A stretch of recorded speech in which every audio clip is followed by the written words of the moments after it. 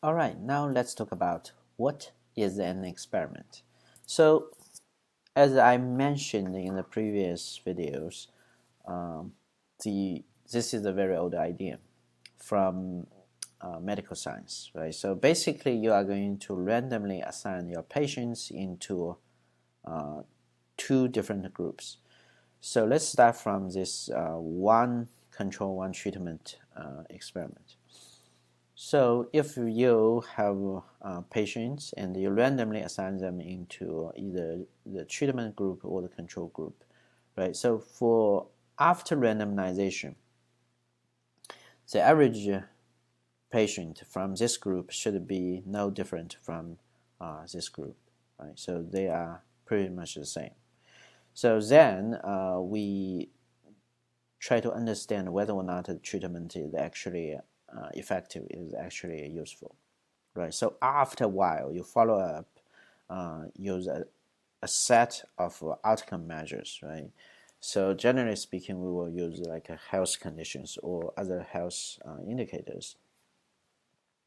So the only difference between these two groups, as we can observe, is whether or not you get the treatment.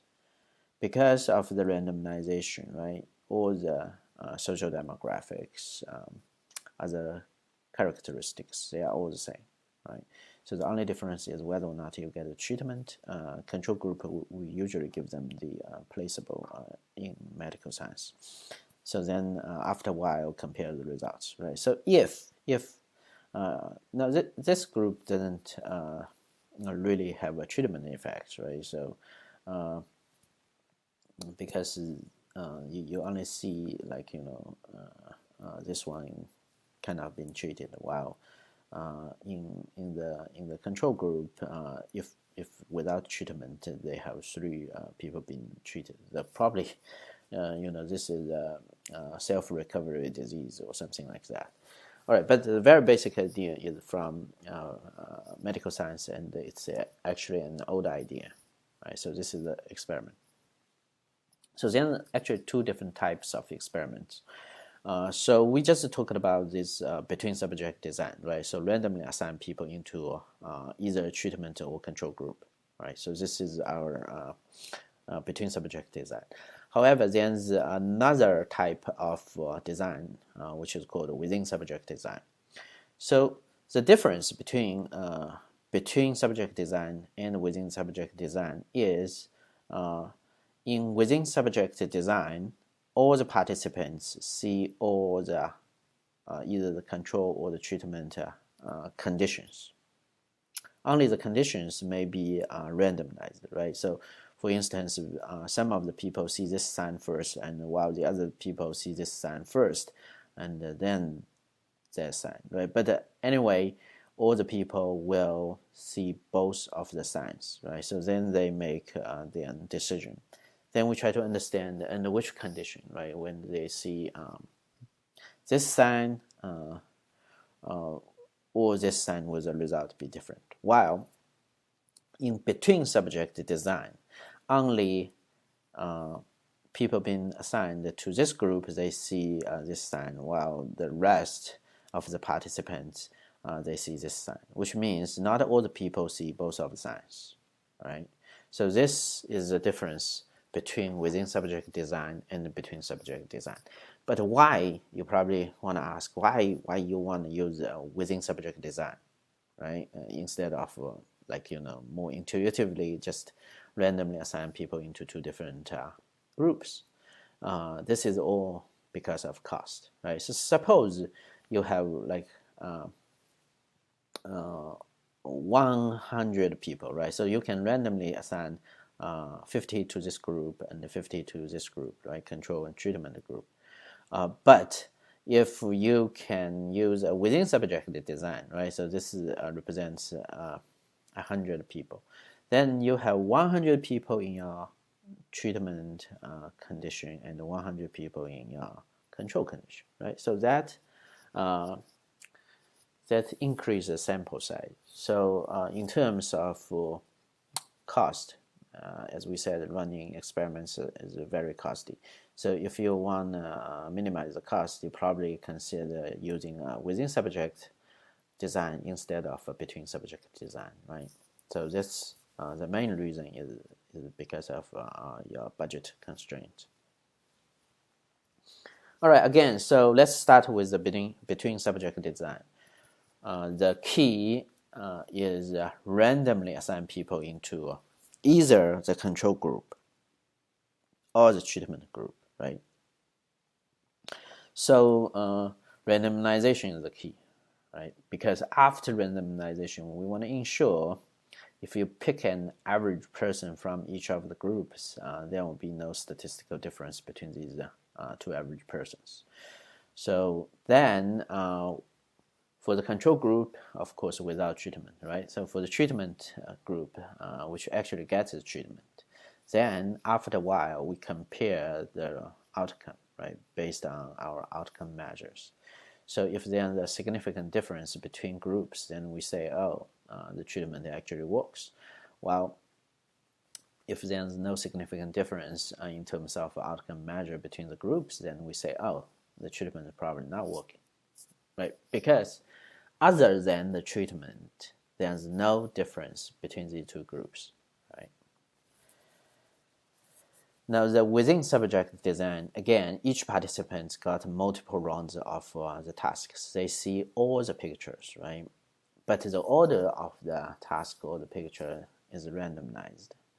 So the first person may see the bicycle sign first, and then followed by the bicycle with the people sign, while the second person could be see the opposite order, right? See the bike with the people first, and then the bike. All right. So anyway, this is within subject design. So all the participants will see all the conditions. Only the conditions are being randomized. All right. So then you compare the results under different conditions, right? So under condition only the bike sign, and under the condition with bike sign and the people sign. So then you compare. If there's any significant results, then you say, oh, the treatment condition is probably working well. If there's no statistically significant result difference, then you probably say, oh, the treatment condition is not working. So that's within subject design. So let's use between subject design as an example. So because after randomization, there's no difference between control and the treatment group except the treatment, right? So which means if there's any difference between the groups, it can only be caused by the treatment. So which means we can use experiments to capture the causal effects. Why this is important? Because previously, when we talk about survey data analysis or any kind of secondary data analysis, we are not talking about the causal effects. We are actually talking about the relations, right? The coefficients. One unit change in your x can result in how many units change in your y, and rely on the p-value to see whether or not it's less than 0.05 to determine whether or not this is a statistically significant relationship. But this is really the co-relationship, because we can't ensure this is because of one particular independent variable. While in an experiment, you can guarantee that's caused by the treatment, because other than the treatment, there's no significant difference between these two groups. So if the outcome measures are different between the groups, that can be only caused by your treatment. So by doing so, we ensure the causal effects. So remember, when we ask a causal question, right, we are more interested in the causal effects, the causality, right? We want to ensure that. So that's why experiment is so powerful.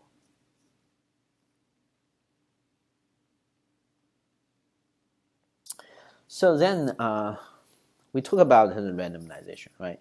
So RCT represents for randomized control trial. So just control group, treatment group 1, or if you have multiple treatment groups, then you have treatment 1, treatment 2, treatment 3, etc.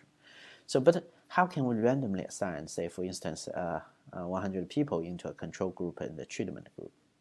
What kind of method can we use? Now, of course, you can flip a coin, right? So this is totally random. So if you got heads, you go to the control. If you got tail, you go to the treatment, right? So or you roll a dice, right? So you mark people from 1 to 6, and you roll dice. Then you say, okay, 1, 3, 5 go to control group, 2, 4, 6 go to treatment group, etc. Right? So this is totally random. Now, however, while in practical, right? So you can actually embed it in the survey. Now, this is the dashboard about the Qualtrics software I introduced to you, right? So you can actually randomize the blocks. All right. So here I just did an experiment about 3 different revenue sources, right? So as you can see, so this is the government, so which means major revenue source for a nonprofit organization is from government, and this is major revenue sources from commercial services like service fees, right? And this means the major revenue is actually from donation. So this is our control group. I have 2 different treatment groups. One is the government and the other is commercial. Then the outcome measure is perceived warmth and the perceived competence about that particular nonprofit organization, right? So here you can actually say, okay, set up a randomizer. Say, okay, I'm going to only randomly present 1 major revenue source from either from government, from commercial, from donation to show the participants, which means you are randomly divided all your participants into 3 different groups. 1 in government, 1 in commercial, 1 in donation. Donation is our control, and these are our treatment, right? So then you measure the this outcomes, right? So I'm saying this is because I want you to practice, if you wish, on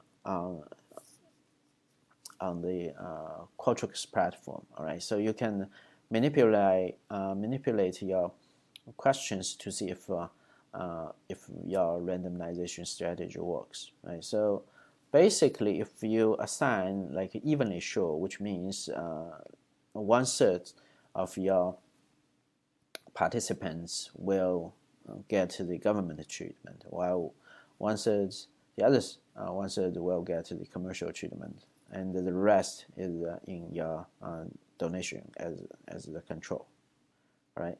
So play with it to see if it makes sense to you, right? But this is a very convenient way to randomly assign people into different groups.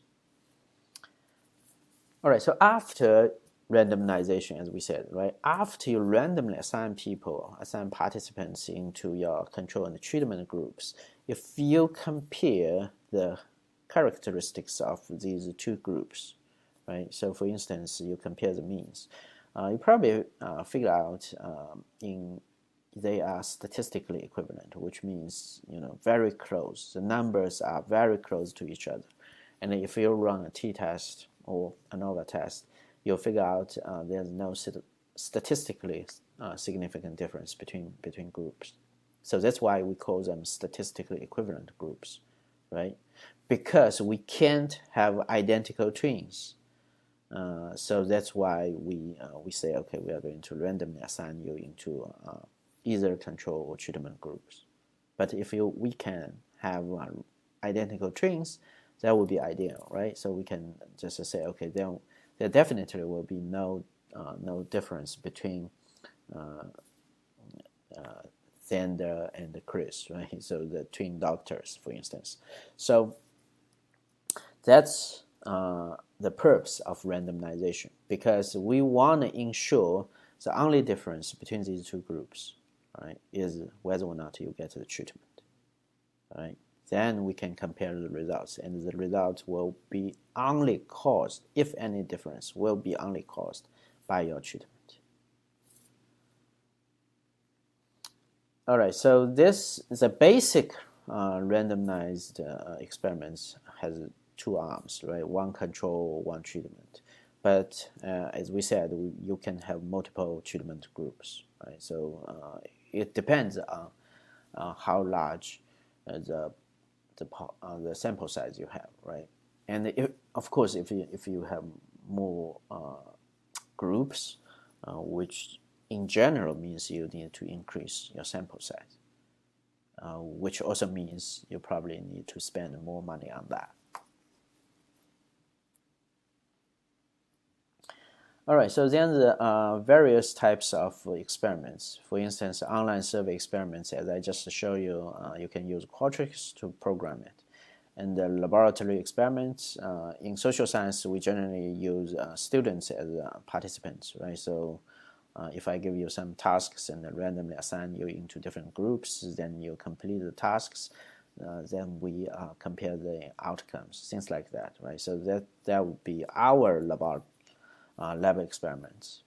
And the field experiments is, for instance, we are experimenting public managers or nonprofit managers, right? You actually go to the field, or you run experimental study with actual donors, right? So things like that, that will be called field experiments.